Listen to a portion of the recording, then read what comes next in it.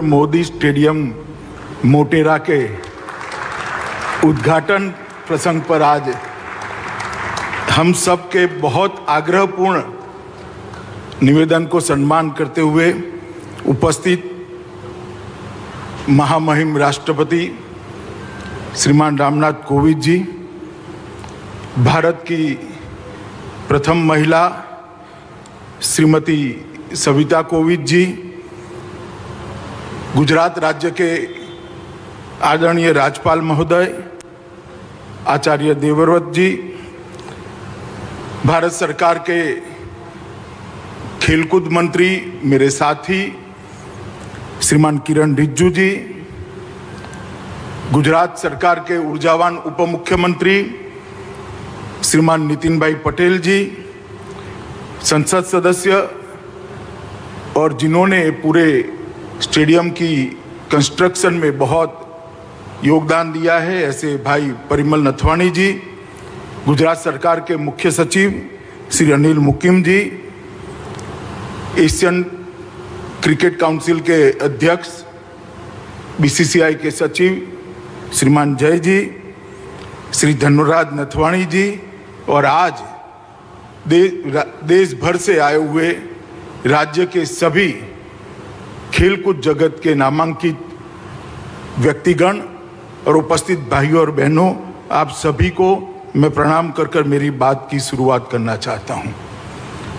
मित्रों, आज भारत के खेल जगत के इतिहास का स्वर्णिम दिन है।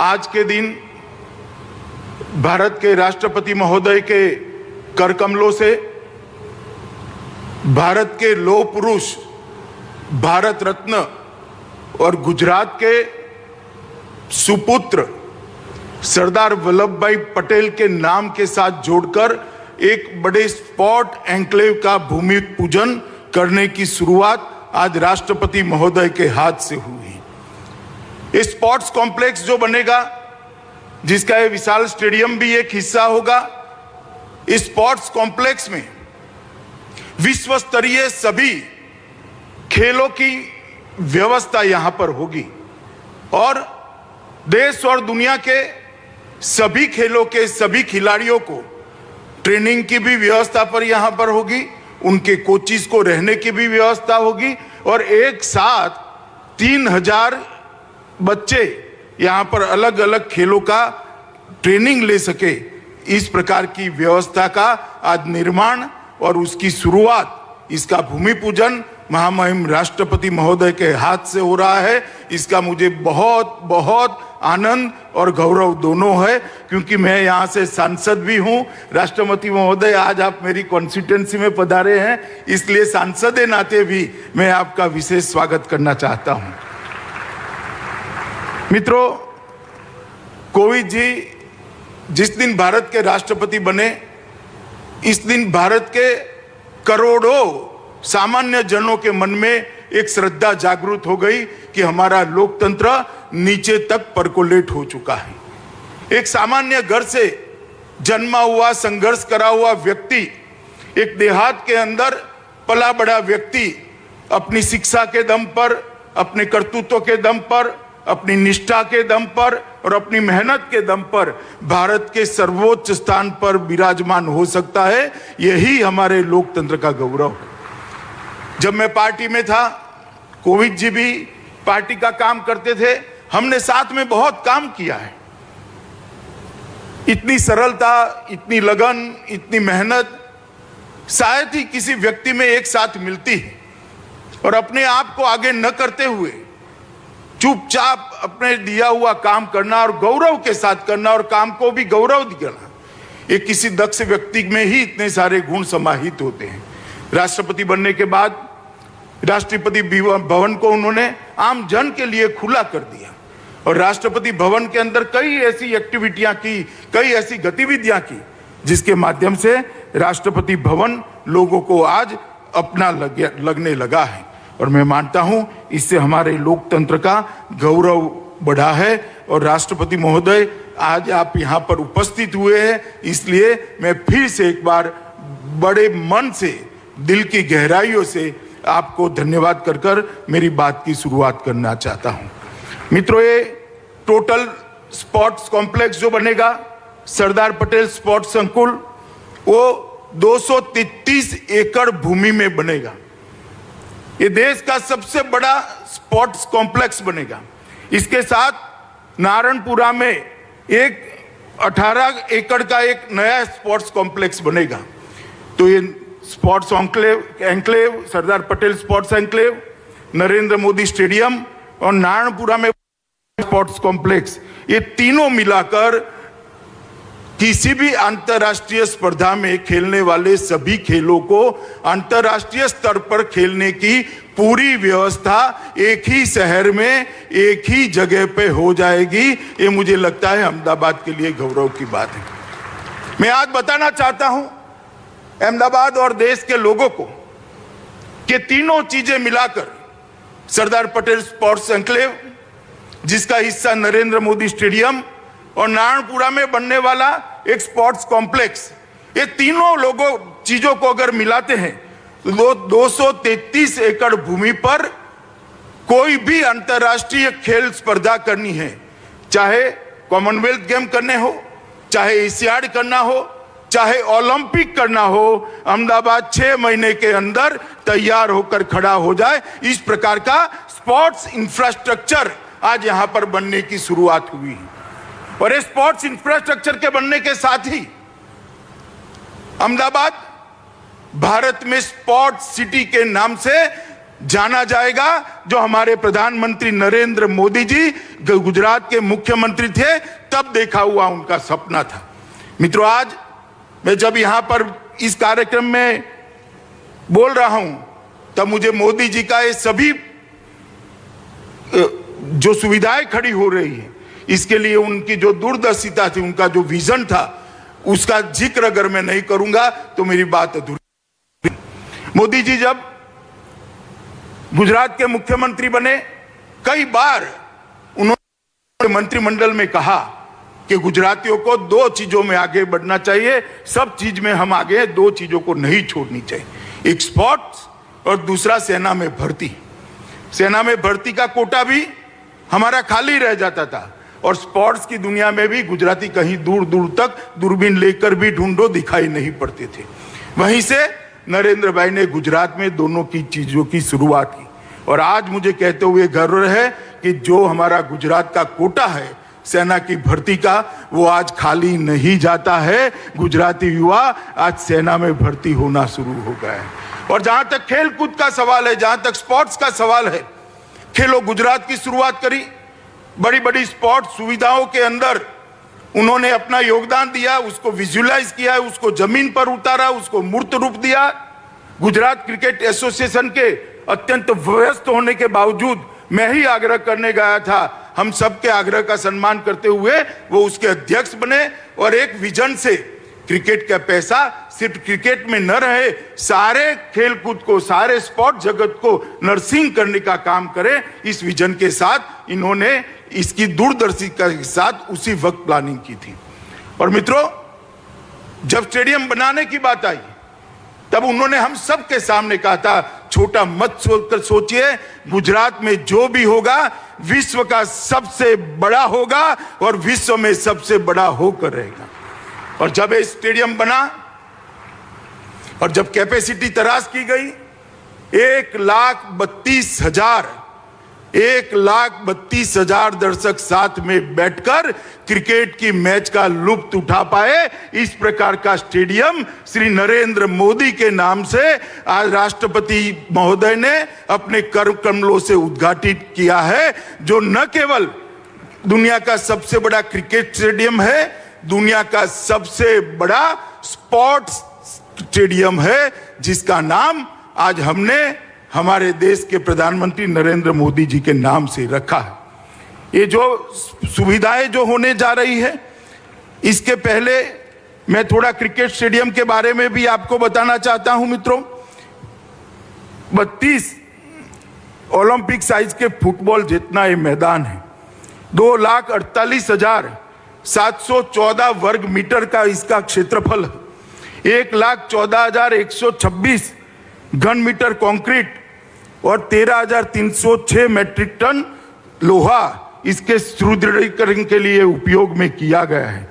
मित्रों, इसको सभी दृष्टि से संपूर्ण स्टेडियम बनाने का जीसीए की टीम ने प्रयास किया है और मैं आज उनको कहना भी चाहता हूं कि आपका प्रयास सफल प्रयास है। विश्व में किसी भी क्रिकेट स्टेडियम में एक साथ 11 पिच नहीं है, एक साथ 4 ड्राइंग रूम नहीं है, एक साथ चारों ड्राइंग रूम के सटू हुए चारों जिम्नेशियम नहीं है। एक दिन में 2 मैच भी करने हैं तो स्टेडियम कर सकता है और इसके साथ पूरी अत्याधुनिक सब सॉइल जल निकासी प्रणाली भी बनाई है। बारिश आती है तो कितनी भी बारिश हो, आधे घंटे में मैच डिस्टर्ब करे बगैर आगे का खेल बारिश रुकते ही हम शुरू कर सकते हैं। इस प्रकार का करा है। The field of play LED lights लगाए हैं जिसके कारण खिलाड़ी की परछाई पिच पर नहीं पड़ेगी, खिलाड़ी की परछाई ग्राउंड पर नहीं पड़ेगी और क्रिकेट के खिलाड़ी अपना क्रिकेट बहुत अच्छे तरीके से खेल पाएंगे और जिसमें 40 से 50% बिजली की बचत भी होने वाली है। मित्रों, जिस प्रकार का हाईटेक मीडिया रूम बनाया है, मुझे कहने में कोई झिझक नहीं है, ये दुनिया का सबसे बड़ा और सबसे हाईटेक मीडिया रूम है जो यहाँ खेलने वाले हर खेल को दुनिया तक पहुंचाने का काम करेगा। खेल चाहे नरेंद्र मोदी स्टेडियम में खेला जाए, खेल चाहे सरदार पटेल स्पोर्ट्स एन्क्लेव के अंदर खेला जाए, वो खेल को प्रसारित करने की व्यवस्था ये नरेंद्र मोदी क्रिकेट स्टेडियम के मीडिया रूम में है। और हाईटेक मीडिया बॉक्स जो बनाए हैं वो भी अपने आप में एक बहुत आधुनिक प्रकार के बॉक्सों का सृजन मेहनत कर कर प्लानिंग कर कर जीसीए के माध्यम से किया गया है।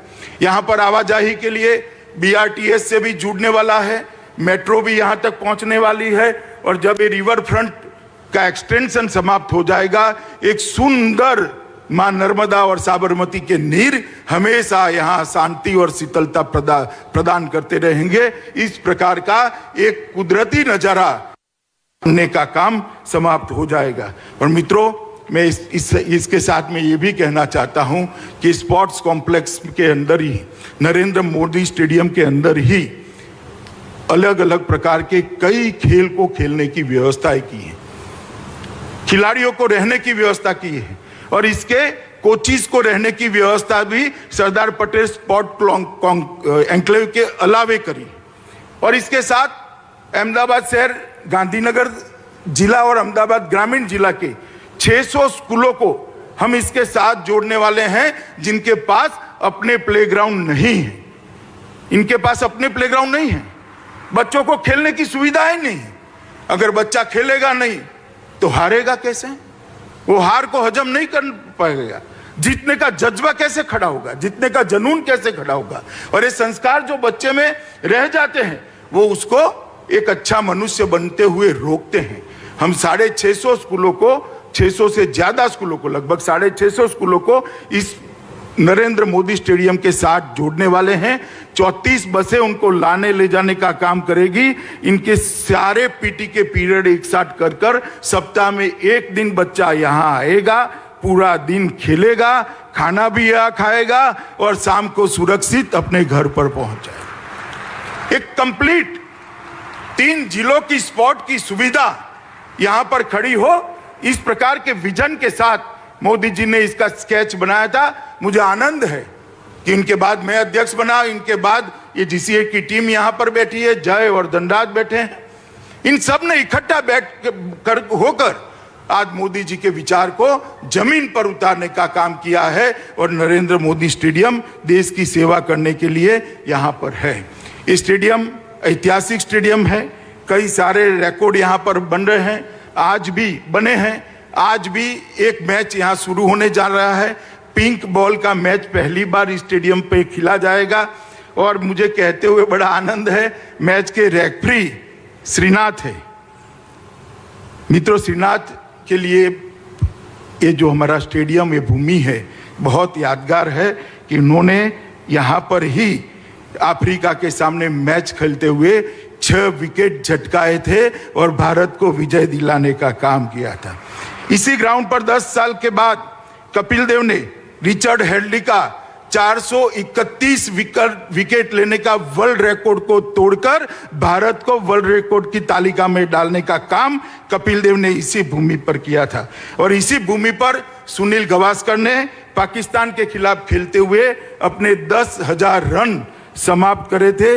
इसी भूमि पर मास्टर ब्लास्टर सचिन तेंदुलकर ने 2011 के वर्ल्ड कप में एक दिवसीय मैच में 18,000 रन पूरा करने का काम किया था। इसी भूमि पर सचिन तेंदुलकर ने अपनी कैरियर के 20 साल भी पूरे किए थे।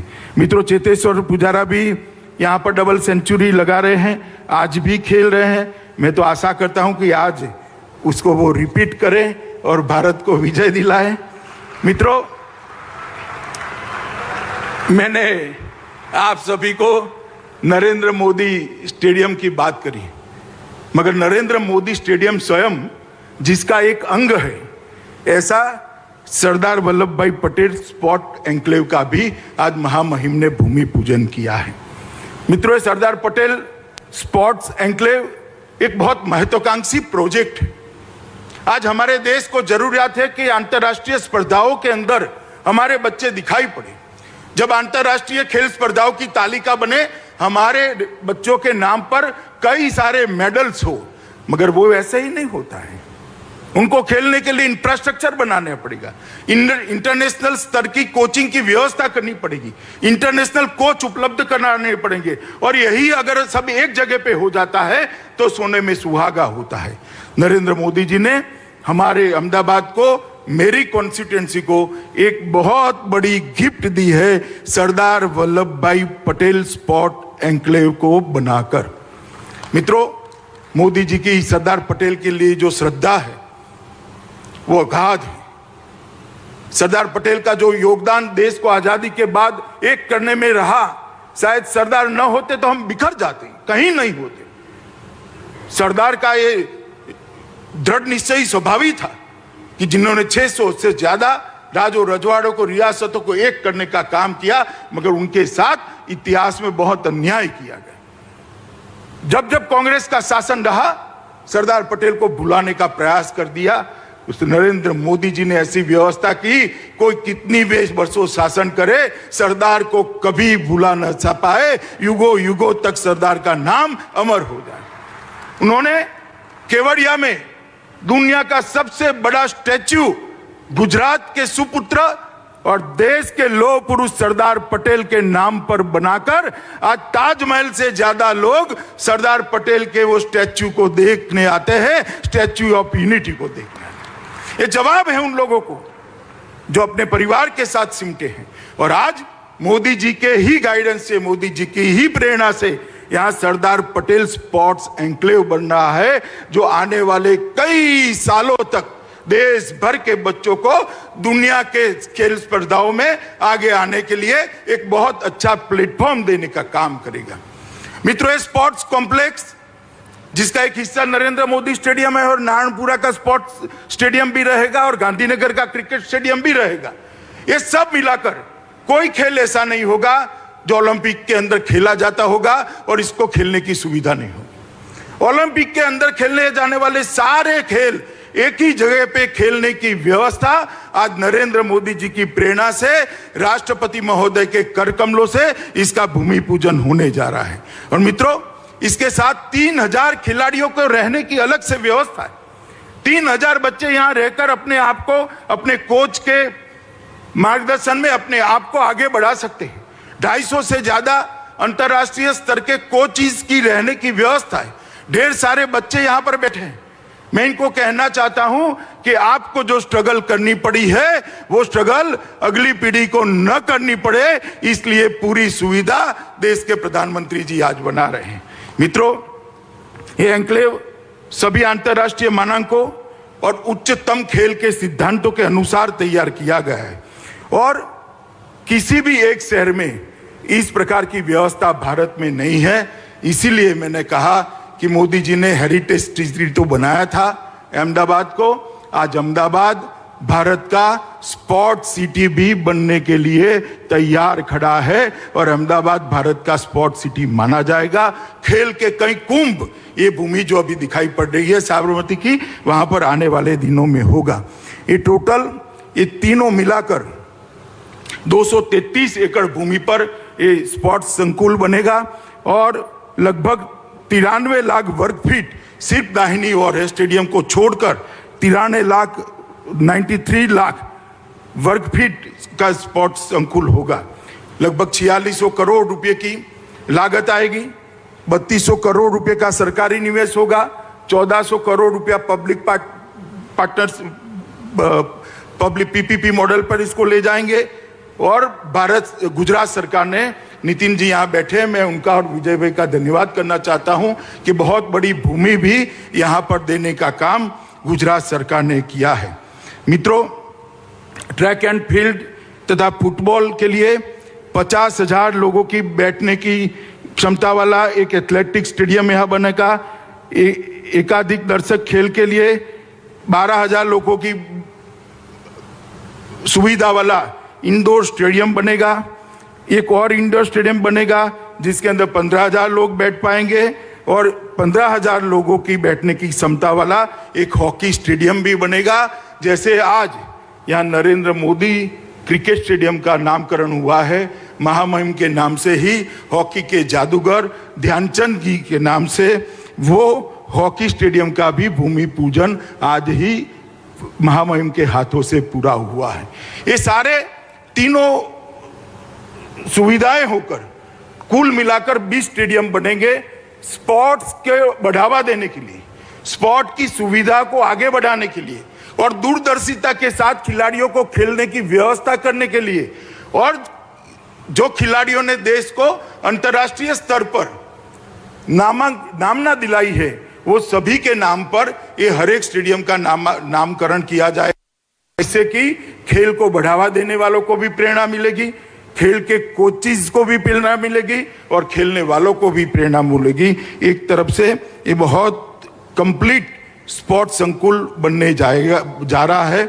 यहाँ पर लगभग 3,000 अपार्टमेंट्स बनेंगे जिसमें 12,500 बच्चे रह पाएंगे। 3,000 अपार्टमेंट और 12,500 बच्चे एक साथ यहाँ पर कोचिंग कर पाए, इस प्रकार की व्यवस्था की है। तो कोच बनेंगे, लगभग 12,000 कार और 35,000 टू व्हीलर्स के पार्किंग की व्यवस्था भी यहाँ पर होनी है और मेट्रो भी आगे बढ़ेगी तब यहाँ तक पहुँच जाएगी। एक प्रकार से एक शहर के अंदर शहर को जोड़ने का, स्पोर्ट्स कॉम्प्लेक्स के जोड़ने का, सरदार पटेल स्पोर्ट एन्क्लेव से जोड़ने का एक बहुत अच्छा इंफ्रास्ट्रक्चर भी आगे बढ़ने जा रहा है। नारायणपुरा के अंदर लगभग 17 एकड़ से बड़ी जमीन के अंदर 77,000 चौरस मीटर के एरिया में 458 करोड़ के रुपए की लागत से एक दूसरा स्पोर्ट्स कॉम्प्लेक्स भी बनने जा रहा है जिसका भी नामकरण होना बाकी है।